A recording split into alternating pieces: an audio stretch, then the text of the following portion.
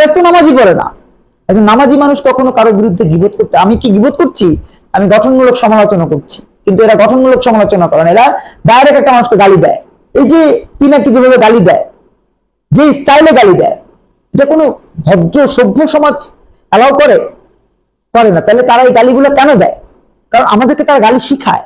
এই যে নতুন প্রজন্মের প্রতিনিধিরা এই গালিগুলো দেয় রাস্তাঘাটে, দেখবেন রাস্তাঘাটে এই গালিগুলো কিন্তু চর্চা হচ্ছে। নতুন প্রজন্মকে শিক্ষিত করার জন্য তাদের কোনো কন্টেন্ট নাই, দেখবেন না তাদের শিক্ষা নিয়ে কোনো কন্টেন্ট আছে, একটা কন্টেন্ট পিনাকির শিক্ষা নিয়ে নাই। কেন জানেন? কারণ এরা অ্যাসেন নিয়ে এসছে যে আমাদের জাতিকে 200 বছর যেমন ব্রিটিশরা মূর্খ রেখেছে, ঠিক তেমনি ভাবে মূর্খ রাখবে আগামী যতদিন পারে।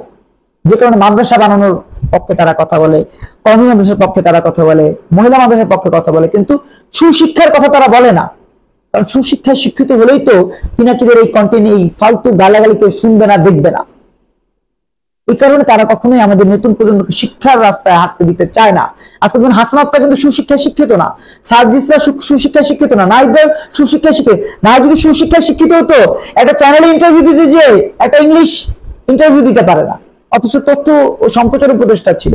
আপনি যদি আমাকে প্রশ্ন করেন যে ভাই আপনি কি ইংলিশে ইন্টারভিউ দিতে পারবেন, আমি না পারলে দোভাষী নিব।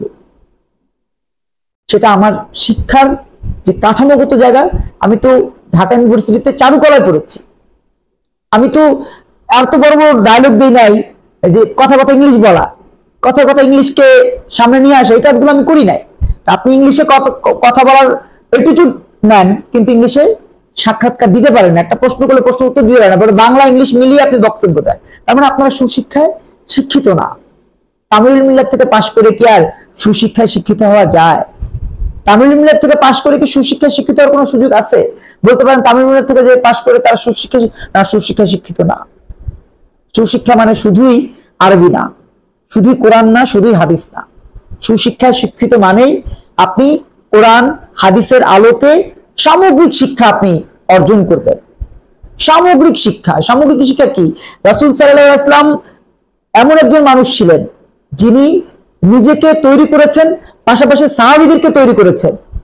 আসহাবে সুফফাকে তিনি মসজিদে তালিম দিতেন, যাতে করে তারা তাদের মতো করে সুশিক্ষায় শিক্ষিত হয়ে অন্যদেরকে আবার তৈরি করতে পারেন।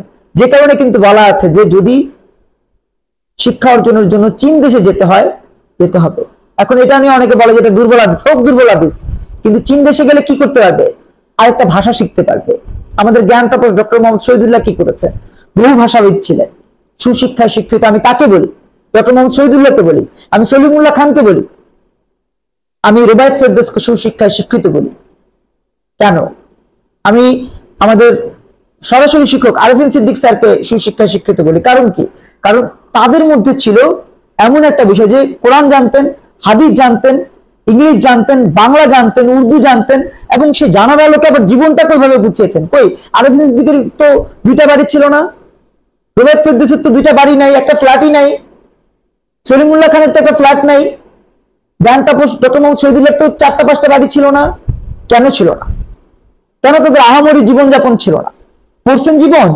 হারসাত সার্জিসদেরকে বলো, পড়ছেন তাদের জীবন? জ্ঞান তাপস ডক্টর মোহাম্মদ শহীদুল্লাহর জীবনী পড়েছেন? কাজী নজরুল ইসলামের জীবনী পড়েছেন? পড়েননি। পড়লে উদ্ধত্ত গাধার মতো জীবনযাপন করতে পারতেন না, মানুষকে সহিংসতার রাস্তায় হাঁটতে বলতে পারতেন না।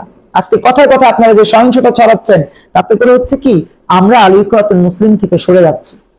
মনে রাখবেন, আলী ইখওয়াতুল মুসলিমিন থেকে যদি সরে যান, আপনার পেছন থেকে এখন যেমন কাউকে আপনি খুঁজে পান না, আগামীতে আর কাউকে পাবেন না। এখন যারা পেছন আছে তাদেরকেও পাবেন না, পেছন থেকে সবাই সরে যাবে। ঘাড় ঘুরালে দেখবেন কেউ নাই, আপনি একাই চিল্লাচ্ছেন। এখন 18 কোটি মানুষের ডায়লগ দেন না, 18 কোটি মানুষ চায় না, 18 কোটি মানুষ চায় না। ওই যে মাঝখানে নাসিরউদ্দিন পাটোয়ারি বলেছে 18 কোটি মানুষ চায় না। তোমার কাছে তো 18 জন মানুষই নাই, তুমি কিসের 18 কোটি মানুষের রেফারেন্স দাও?